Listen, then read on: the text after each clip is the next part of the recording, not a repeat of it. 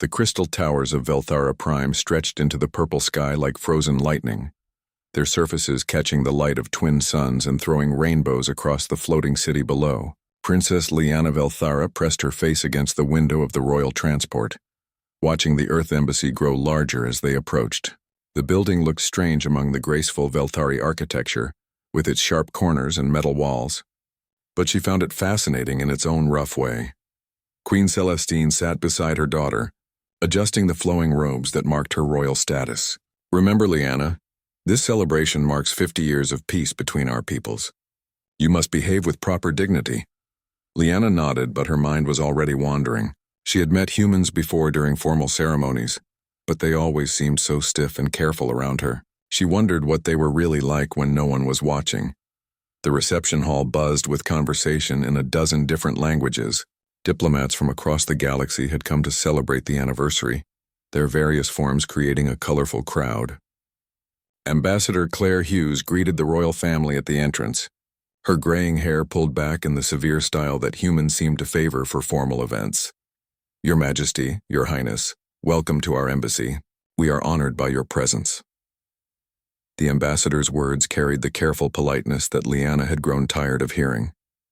As the evening progressed, Liana found herself growing restless. Speech after speech praised the wonderful friendship between species, but everyone seemed to be reading from scripts. She slipped away from the main hall, seeking some fresh air in the embassy gardens.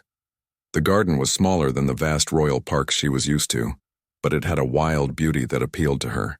Earth plants grew alongside Velthari crystal flowers, creating an interesting mix of organic curves and geometric patterns. She was examining a strange red flower when a voice spoke behind her. Careful with those tomatoes, they're still growing. Liana turned to see a human male in a dark uniform walking toward her. He was younger than most of the diplomats, with short brown hair and alert green eyes. Unlike everyone else she had met that evening, he didn't bow or use her formal titles. Tomatoes, she repeated, testing the unfamiliar word. They're food plants, that's right. I've been trying to grow earth vegetables here for 2 years. The soil's all wrong, but these little guys are tough. He gestured to the small red fruits hanging from green vines. I'm Jake Morrison, security detail. Liana, she said, then added almost as an afterthought. Princess Liana Velthara. Jake's expression didn't change much, though he did straighten slightly. Nice to meet you, Princess. What brings you out here? Party getting boring? She was surprised by his casual tone. Most people became nervous around her, speaking in careful, formal phrases. A little. Everyone keeps saying the same things about friendship and cooperation. Don't you think it's strange that we celebrate how well we get along, but we never really talk to each other? Maybe that's because real friendship doesn't need speeches, Jake said, checking something on a small device attached to his wrist. It just happens when people spend time together and find out they like each other. Before Liana could respond, the device on Jake's wrist began flashing red. His entire demeanor changed in an instant, transforming from a relaxed gardener into something sharp and dangerous. Princess, we need to get you inside right now. The sound of weapons fire erupted from the embassy building. Through the windows, Liana could see flashes of light and moving figures. Jake grabbed her arm, not roughly but firmly, and started pulling her toward a side entrance. What's happening? She asked, her royal training keeping her voice steady despite the fear building in her chest. Zephyrian attack force. They've hit the main reception hall. Jake was speaking into his wrist device while scanning the area around them. Control, this is Morrison. I have Princess Liana in the East Garden. Requesting immediate extraction. The response crackled with static and weapons fire. Negative, Morrison. All routes compromised. Hold position and protect the package. Jake muttered something that Liana suspected was profanity in human language. Okay, Princess, we're going to move to the storage building over there. It's got better cover and only one entrance. They had made it halfway across the garden when 3 figures in black armor dropped from the embassy roof. Zephyrians were insect-like beings with 4 arms and natural armor plating. These 3 carried energy weapons and moved with the quick, jerky motions of their species. Jake pushed Liana behind a large planter and drew his sidearm. Stay down and don't move until I tell you. What happened next would stay in Liana's memory for the rest of her life. The human moved with a speed and precision that seemed impossible. His weapon barked 3 times in rapid succession, each shot finding its target with deadly accuracy. The first Zephyrian dropped immediately, The second managed to return fire, but Jake was already moving, rolling behind cover and coming up in a new position. The third Zephyrian tried to circle around to reach Liana, but Jake intercepted it with a move that was part combat technique and part controlled fury. He tackled the alien using his body weight to drive it to the ground, then finished it with his backup weapon. The entire fight lasted less than 30 seconds. When it was over, Jake was bleeding from a plasma burn on his left arm, but he was still standing. He checked each Zephyrian body to make sure they were dead, then turned to Liana. "Are you hurt, Princess?" She shook her head, unable to speak. She had never seen violence like this before. Velthari conflicts were usually fought with honor and ceremony, not this raw, brutal efficiency. Jake helped her to her feet just as Velthari royal guards burst into the garden. Captain Vexistar, the head of her personal security, took in the scene with obvious disbelief. A human standing over dead Zephyrian assassins while Princess Liana cowered behind a planter. "Step away from the princess immediately," Captain Vextar commanded, his weapon trained on Jake. "Captain, wait," Liana started to say, but the guards were already moving. They surrounded Jake, disarming him and forcing him to his knees despite his injuries.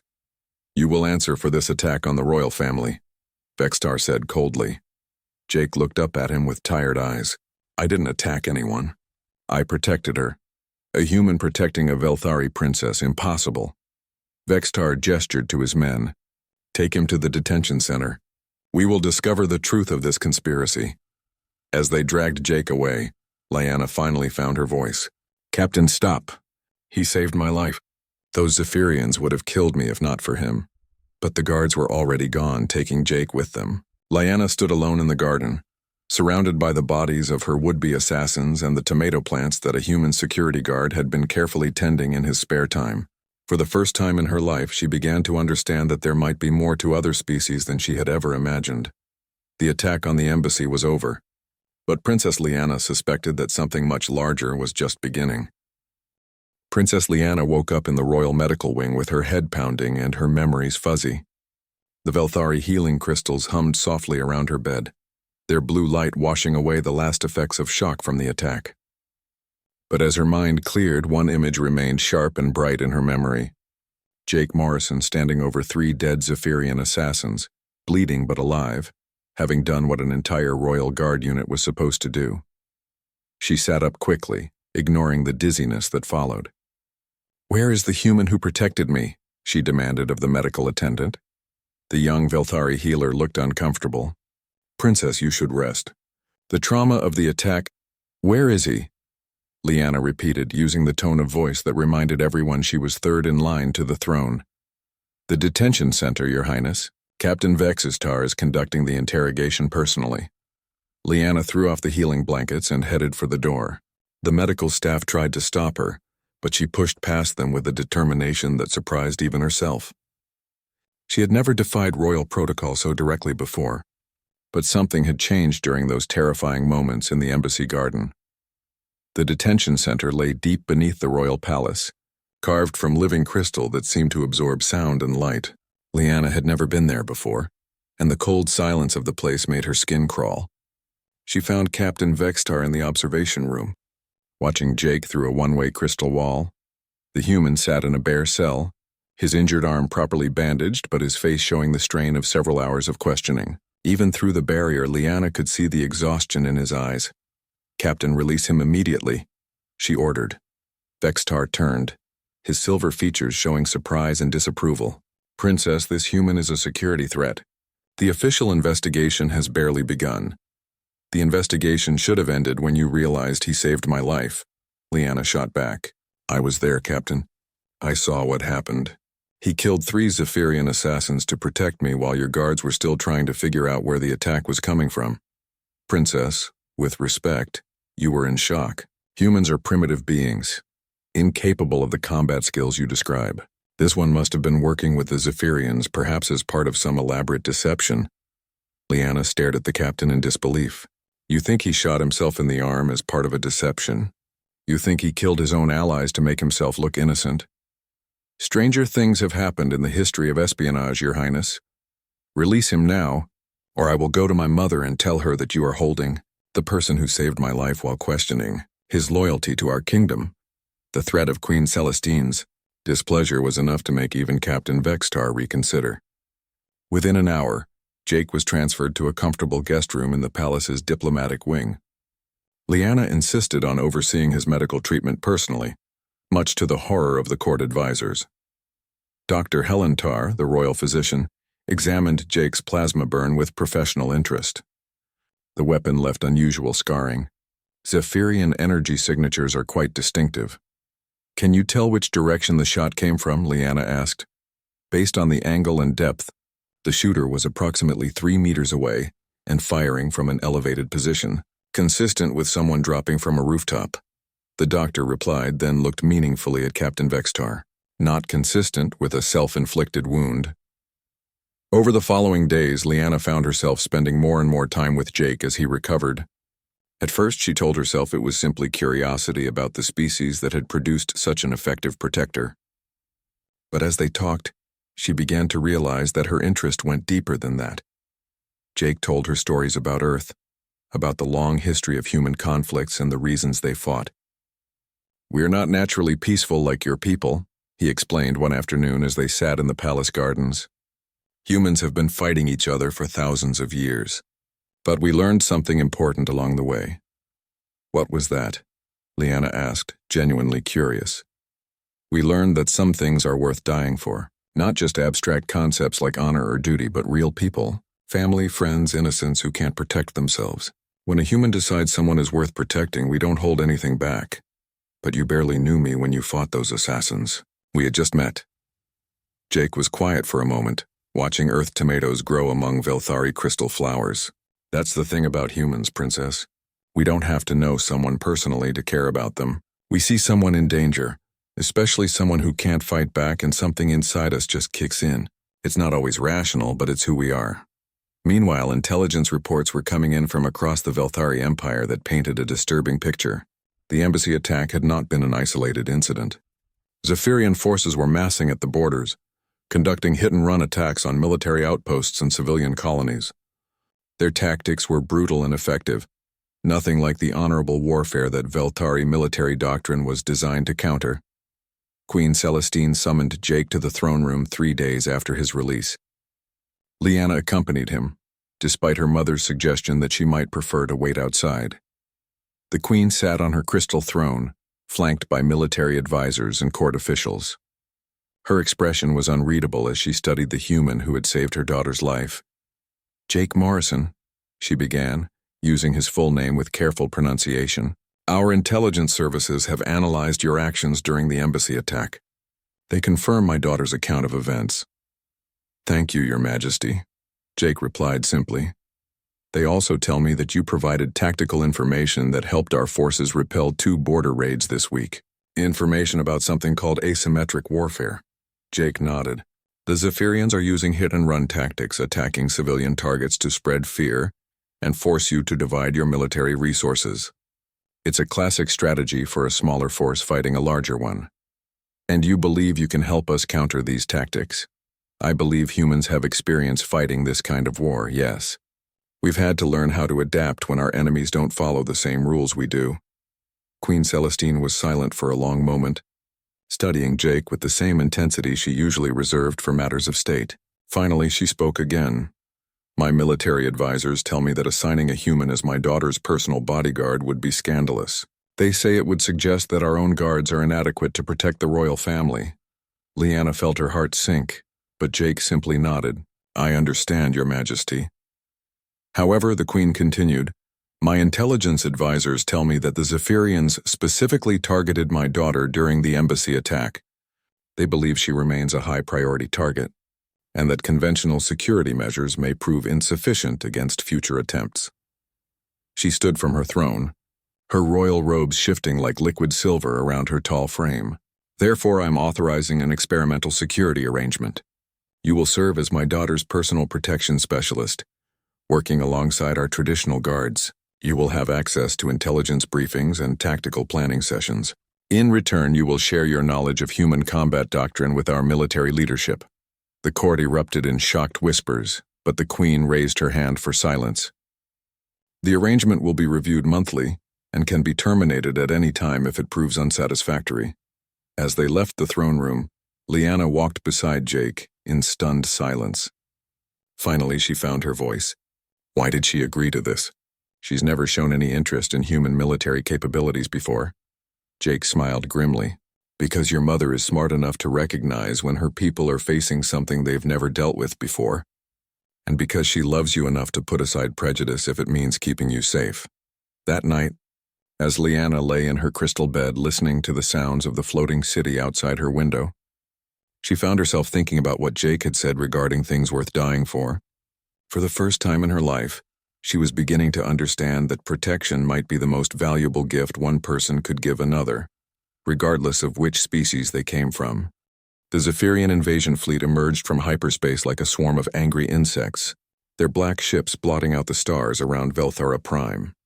200 warships arranged themselves in attack formation, their commanders confident that the elegant Velthari and their weak human allies would crumble within days.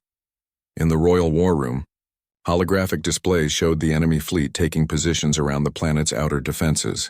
General Kyvan, commander of the Velthari Space Forces, studied the tactical projections with growing concern. They're not following standard engagement protocols, he reported to Queen Celestine. No challenges to single combat, no declarations of honorable war. They're simply attacking everything they encounter. Jake stood at the edge of the command circle, technically an observer but increasingly called upon for his insights. That's because they're not here for an honorable war, General. They're here to destroy your civilization and take your territory. Honor is a luxury they can't afford. Explain, the Queen commanded. Look at their formation. They're not trying to engage your main fleet in direct battle. They're going after orbital platforms, communications relays, and civilian shipping. They want to cut off your planets from each other and create panic among your population. Princess Lyanna leaned over the tactical display, her telepathic abilities allowing her to process the complex battle information faster than most. If they succeed in isolating our worlds, each planet will have to surrender individually, rather than coordinate a unified defense. Exactly, Jake confirmed. It's a strategy designed to exploit the fact that your people value civilian lives over military objectives. They're betting you'll surrender rather than watch your cities burn. General Kyvan's silver features darkened with anger. Such tactics are dishonorable. Civilized species do not target non-combatants. The Zephyrians aren't civilized by your standards, General, and right now, that's their advantage. Queen Celestine studied the holographic displays for several minutes before speaking. What would you recommend, Jake Morrison? Request immediate military assistance from Earth, not just ships and weapons, but advisors who can teach your forces how to fight dirty when necessary. The suggestion caused an uproar among the military staff. Admiral Toysara stepped forward, her crystalline armor catching the light from the tactical displays. Your Majesty, our forces have maintained their honor for 1,000 years. We cannot abandon our principles because of one barbaric enemy. With respect, Admiral, your principles won't mean much if your civilization is wiped out, Jake replied bluntly. Sometimes the most honorable thing you can do is win by any means necessary. The debate continued for hours. But the Queen's decision was made when reports came in of Zephyrian forces bombing civilian colonies on the Outer Rim. The first refugee ships began arriving at Velthara Prime, carrying survivors with horrible stories of orbital bombardment and ground attacks on hospitals and schools. 3 days later, the Earth military transport ship Defiance arrived in Velthari space. Colonel Lisa Barnes and Sergeant Danny Rodriguez led a team of 50 human military advisors, all veterans of Earth's various conflicts. They brought with them weapons, tactics, and most importantly, a completely different philosophy of warfare. The culture clash was immediate and dramatic. Colonel Barnes gathered the Velthari officer corps in the main briefing room and began her presentation without any of the formal courtesies they were accustomed to. Ladies and gentlemen, you're losing this war because you're fighting it like a sport instead of a survival situation. The Zephyrians want to kill every last one of you and take your planets. Your response cannot be limited by rules they don't recognize. She activated a holographic display showing Earth's military history. Humans have been fighting wars for survival for thousands of years. We've learned that when your enemy abandons all moral constraints, you have two choices. Adapt or die. General Kyvan raised his hand. Colonel, surely you're not suggesting we abandon all ethical considerations in warfare. I'm suggesting you expand your definition of ethical. Is it ethical to let your civilians die because you won't use effective tactics? Is it ethical to lose a war because you're too proud to fight smart? The training began immediately. Human advisors paired with Velthari units, teaching them guerrilla warfare, psychological operations, and the art of making the enemy pay a price for every meter of ground they took. The elegant Velthari struggled with concepts like ambush tactics and improvised explosives, but they learned quickly when they saw the results. Princess Leanna proved to be one of the most capable students. Her telepathic abilities made her an ideal coordinator for rapid response teams, allowing her to maintain communication with scattered units, even when conventional systems were jammed. She learned to think like a guerrilla fighter, identifying weak points in enemy formations and organizing strikes that maximize damage while minimizing risk to her own forces. Jake watched her transformation with a mixture of pride and concern. The graceful princess who had been examining tomato plants just weeks ago was becoming a warrior, and the change was both impressive and disturbing. "Are you sure about this?" he asked her one evening as they reviewed tactical reports together. "Your people have spent centuries building a civilization based on honor and beauty. I'd hate to see you lose that because of one war." Leanna looked up from the intelligence briefings scattered across her desk. "Jake, what good is a beautiful civilization if it gets wiped out because we were too proud to defend it effectively?" She stood and walked to the window, looking out at the crystal spires of the capital city. "Besides, I'm beginning to understand something about humans that I never realized before." "What's that?" "You're not naturally violent. You're naturally protective. There's a difference." Before Jake could respond, alarms began sounding throughout the palace. Captain Vextar's voice echoed through the communication system. "All units to battle stations. Zephyrian breakthrough in the orbital defense grid. Enemy forces approaching the planet's surface." They rushed to the command center where chaos reigned. The main holographic display showed dozens of Zephyrian landing craft descending toward the capital city, their escorts engaging the few remaining Velthari fighters in desperate aerial combat. "They're targeting the palace specifically," General Kaivan reported grimly. "Intelligence suggests they want to capture or kill the royal family to force a complete surrender." Queen Celestine stood in the center of the command room, her royal composure intact despite the crisis unfolding around them. "Evacuation protocols are in effect. All non-essential personnel will be transported to the secondary facilities in the mountain ranges." "Your Majesty," Colonel Barnes spoke up, "with your permission, I'd like to recommend a different approach." "Speak your mind." "Colonel, don't evacuate. Make them come to you. Turn this palace into a fortress and make them pay for every room they try to take. Show your people that the royal family won't abandon them, and show the galaxy that humans and Velthari together are stronger than any enemy." The suggestion was met with immediate protests from the Royal Guard, but Jake stepped forward in support.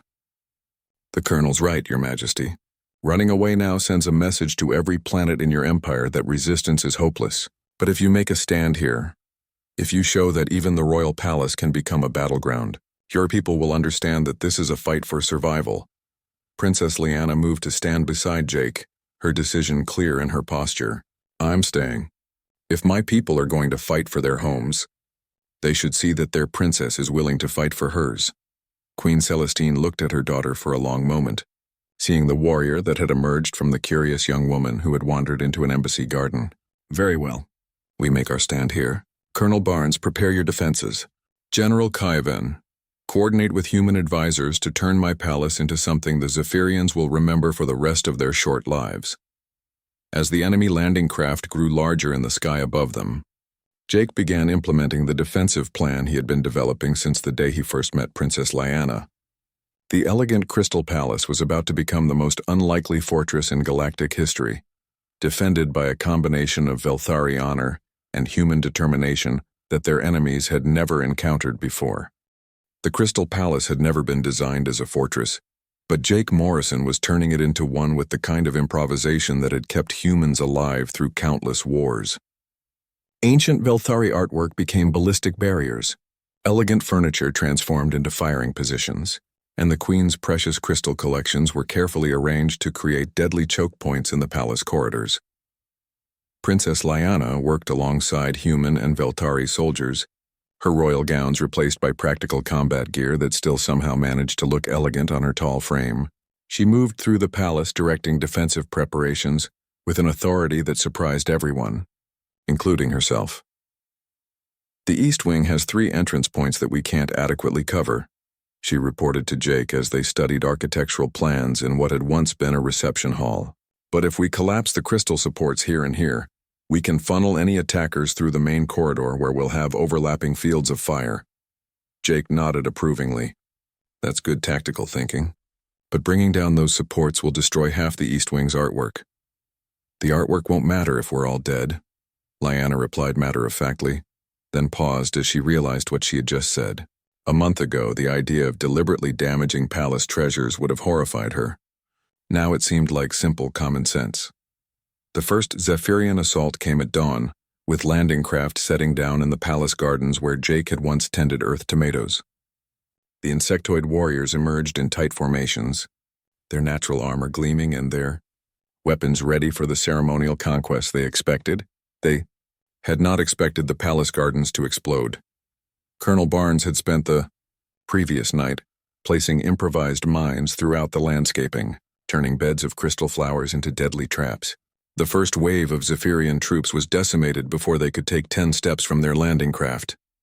"Welcome to human-style warfare," Sergeant Rodriguez muttered from his position behind an overturned marble table that had once displayed priceless Velthari sculptures.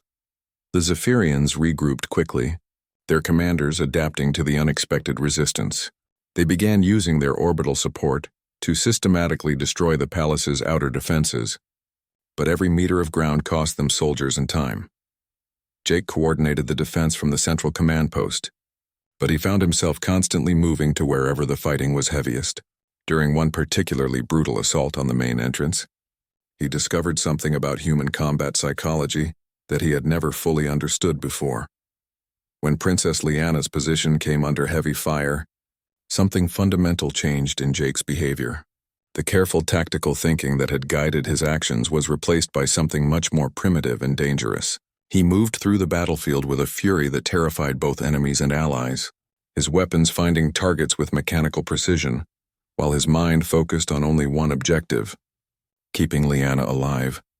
The Velthari defenders watched in amazement as Jake single-handedly held a breach in the palace wall for 6 hours, refusing medical attention for multiple wounds, and continuing to fight even when his ammunition ran low. They had heard about human berserker rage in their intelligence briefings, but seeing it in person was both inspiring and frightening. "He's not fighting for victory," Captain Vextar observed as he watched Jake drive back another Zephyrian assault. "He's fighting for her." During a brief lull in the fighting, Princess Lyanna approached Jake's position to assess his injuries. The human was bleeding from several plasma burns and a projectile wound in his shoulder, but his eyes remained alert and dangerous. "Jake, you need medical attention," she said, pulling out a Velthari healing crystal. "I'm fine, Princess. Just keep your head down. You're not fine. You've been fighting for 6 hours straight without rest." She pressed the healing crystal against his shoulder wound, and the Velthari biotechnology began its work immediately. But something unexpected happened when the crystal made contact with Jake's injured tissue. A telepathic link formed between them, probably triggered by the stress and adrenaline coursing through both their systems. For a brief moment, Princess Lyanna experienced human emotions directly. She felt the raw, primal need to protect that drove Jake's actions, the willingness to sacrifice everything for someone he cared about, and the deep capacity for both love and violence that seemed to define humanity. The intensity of it nearly overwhelmed her telepathic abilities. She also felt something else, something that made her cheeks flush with colors that had nothing to do with the heat of battle. Jake's feelings for her went far beyond professional duty or species loyalty. Somewhere between tomato plants and tactical briefings, the human had fallen in love with her. The telepathic link lasted only seconds before the healing crystal completed its work, but it left both of them changed. Princess Lyanna understood now why humans fought with such ferocity when protecting others. Jake realized that his feelings had been detected, but instead of embarrassment, he felt only a quiet satisfaction that she finally understood what drove him. "Princess?" he said quietly, checking his weapon as more Zephyrian troops approached their position. "Whatever happens in the next few hours, I want you to know that protecting you has been the greatest honor of my life." Before she could respond, The next assault began. Meanwhile, Queen Celestine had been watching the defense of her palace from the central command bunker, witnessing firsthand the transformation of her elegant home into a battlefield. She saw young Velthari nobles learning to fight beside human soldiers, adapting tactics that would have been considered dishonorable just days ago. When a group of advisors approached her about surrender negotiations, she surprised them with her response. Surrender to an enemy that targets civilians and destroys hospitals? Never. Your Majesty, the palace cannot hold much longer. Perhaps if we negotiate. I have spent the last week watching humans teach my people how to fight for something greater than honor or tradition. They fight for each other, for the protection of innocence, for the future of their species. Today we fight like humans. The final phase of the battle began when Zephyrian commanders realized that their ground assault was taking too long. Enemy warships in orbit prepared to begin bombardment of the palace itself, accepting the destruction of their own troops in order to eliminate the symbol of Velthari resistance. As energy readings spiked on orbital sensors, Jake realized what was about to happen. The palace shields would not withstand direct bombardment from space. Everyone inside would die unless someone could find a way to redirect or absorb the incoming energy. He began running through the palace corridors, his mind racing through possibilities as he accessed architectural plans on his tactical display. The palace's power grid was designed to channel energy from multiple sources to maintain the floating city's position.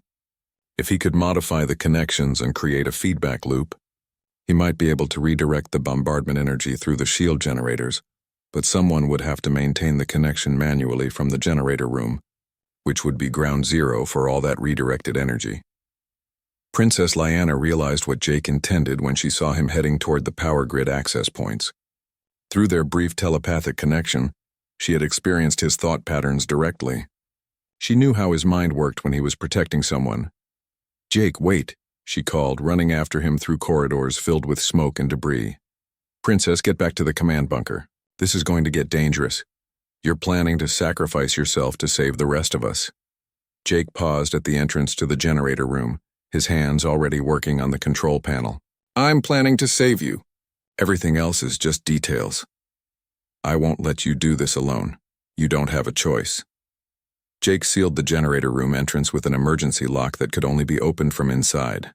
"Princess, if I don't make it through this, I want you to remember something. Humans don't fight because we're naturally violent. We fight because we're naturally protective. And some things are worth protecting with everything we have." Through the sealed door, Princess Lyanna could only watch as Jake began implementing modifications that would turn him into a living conductor for enough energy to power a small city. As Zephyrian warships began their bombardment and the palace shields started to overload, she finally understood the true price of protection and the depth of feeling that could drive someone to pay it willingly. The Earth reinforcement fleet emerged from hyperspace like avenging angels, their ships bearing the scars of a dozen conflicts but flying toward Velthara Prime, with the grim determination that had carried humanity through centuries of warfare. Admiral Robert Chen commanded the task force from the heavy cruiser Normandy, his tactical display showing the desperate situation unfolding on the planet below. "Sir, we're detecting massive energy buildup from Zephyrian orbital positions," his tactical officer reported. "They're preparing to bombard the royal palace." "Time to intercept," Admiral Chen demanded. 4 minutes at maximum burn, sir. But the bombardment will begin in 2 minutes. In the palace generator room, Jake Morrison felt the incoming energy like a physical weight pressing against his consciousness. The modifications he had made to the power grid were holding, but barely. Every circuit in his makeshift system was operating at dangerous levels. And he was the critical connection point that kept the energy flowing away from the palace's inhabited areas. Princess Lyanna pressed her hands against the sealed door, her telepathic abilities allowing her to sense Jake's condition even through the barrier. The pain he was experiencing would have killed most beings instantly, but human stubbornness was keeping him conscious and functional. "Jake, the Earth fleet is here," she called through the door. "You just need to hold on for 2 more minutes." His voice came back weak but determined. 2 minutes. I can do 2 minutes. The first bombardment struck the palace shields with enough force to shatter mountains. The energy cascaded through Jake's improvised system, turning him into a living lightning rod as power flowed through his body and into the planet's core. The generator room filled with crackling energy that should have vaporized anything organic, but somehow Jake remained standing, his hands locked onto the control systems that kept the energy flowing safely away from the palace inhabitants. Above the planet, the Earth fleet engaged the Zephyrian bombardment ships with a fury that surprised even the veteran admiral commanding them. When humans saw one of their own sacrificing himself to protect innocents, something primitive and unstoppable awakened in their combat responses. All ships, concentrate fire on the orbital bombardment platforms, Admiral Chen ordered. Whatever that boy is doing down there, we're going to make sure he doesn't have to do it for very long. The space battle was brief but decisive. Earth ships had been designed for exactly this kind of engagement, and their weapon systems tore through Zephyrian formations with methodical efficiency. Within minutes, the orbital bombardment stopped as enemy ships either fled or were destroyed. In the generator room, Jake felt the energy flow diminish as the bombardment ended. But the damage to his body was already done. The improvised power grid had saved the palace, but conducting that much energy had pushed human physiology far beyond its limits. Princess Liana finally managed to override the emergency, lock and burst into the generator room to find Jake collapsed beside the control systems, his body showing the burn patterns of massive electrical trauma, but he was still breathing, and when she knelt beside him, his eyes opened with awareness. "Did it work?" he whispered. "It worked. The palace is safe, the fleet is here, and the Zephyrians are retreating." "Good. That's good." Dr. Helentar arrived with a full medical team, their Velthari healing technology immediately going to work on Jake's injuries. The combination of advanced biotechnology and sheer human stubbornness proved enough to stabilize his condition, though his recovery would take weeks. 3 days later, as Jake lay in the Royal Medical Wing with his body slowly healing from energy trauma, Queen Celestine entered his room unannounced.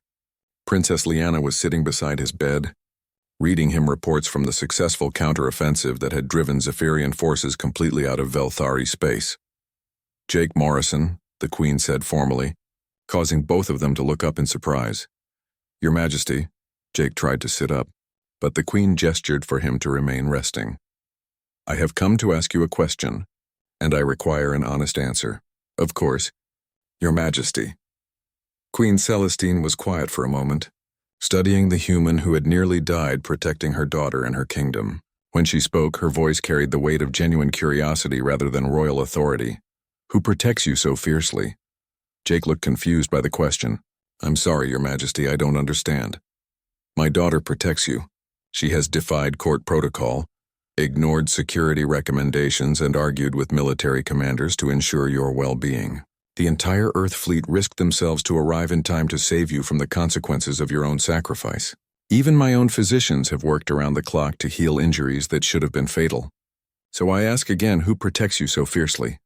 Princess Liana answered before Jake could speak, her voice carrying a new confidence that reflected everything she had learned about protection and sacrifice over the past weeks. "My human."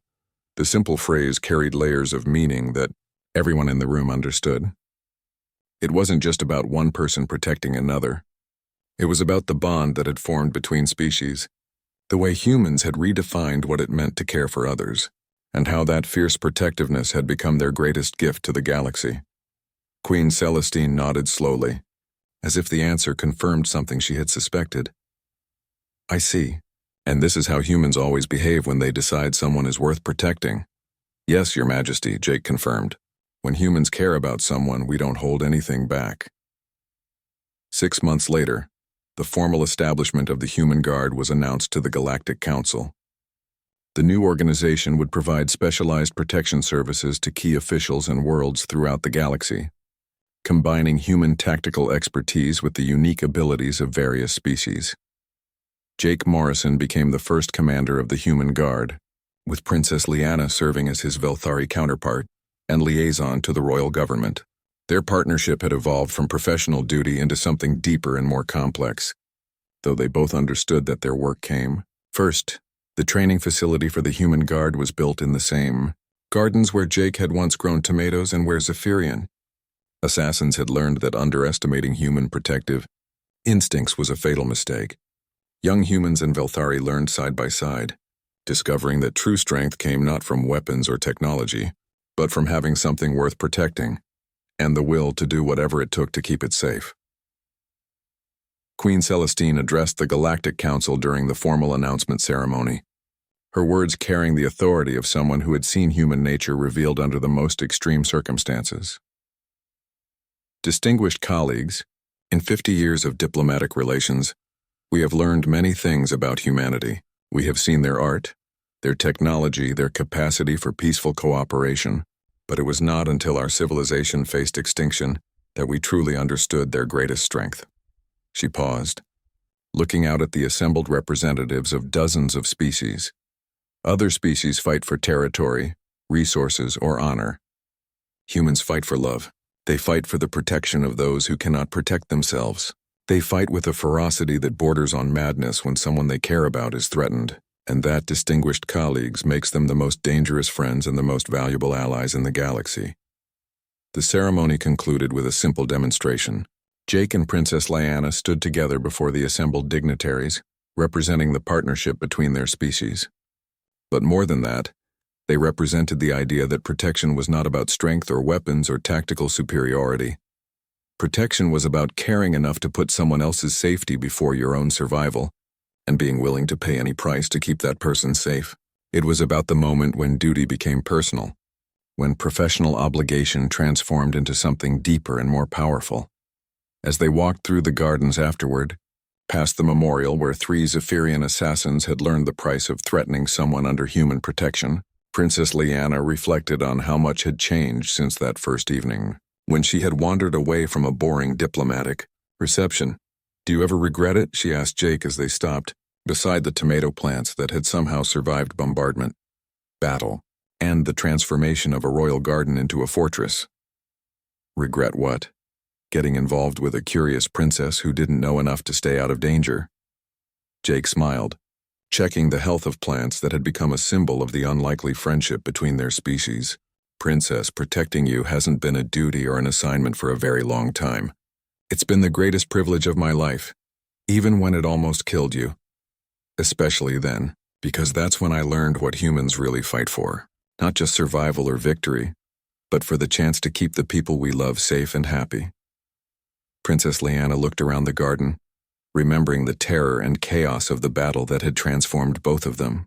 But she also remembered the moment when she had experienced human emotions directly through their telepathic connection, understanding for the first time the depth of feeling that could drive someone to sacrifice everything for another person. "My human," she said quietly, testing the phrase that had become both a statement of fact and a declaration of something deeper.